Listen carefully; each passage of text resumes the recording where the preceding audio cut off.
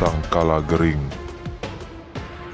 Dalam lontar Grubuk Agung dinyatakan bahwa pada suatu saat dunia tersebut akan mengalami suatu kehancuran, yang dimana kehancuran tersebut menyebabkan wabah penyakit dan menjadi kehancuran dunia.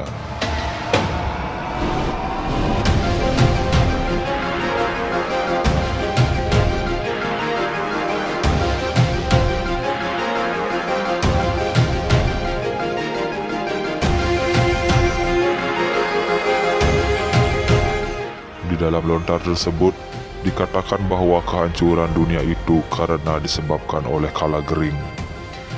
Kala gering inilah yang akan menghantui kehidupan manusia ketika wabah yang ada di dunia ini tidak kunjung hilang.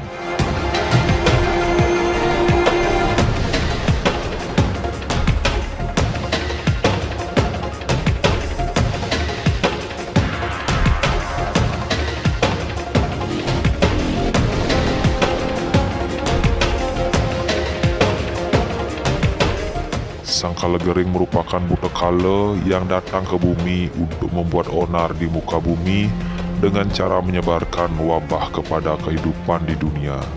Sangkala Gering turun ke dunia memiliki tujuan untuk menguasai dunia dan menghancurkan segalanya. Sangkala Gering inilah yang menyebabkan Gumi Grubuk, membuat dunia menjadi penuh dengan kehancuran.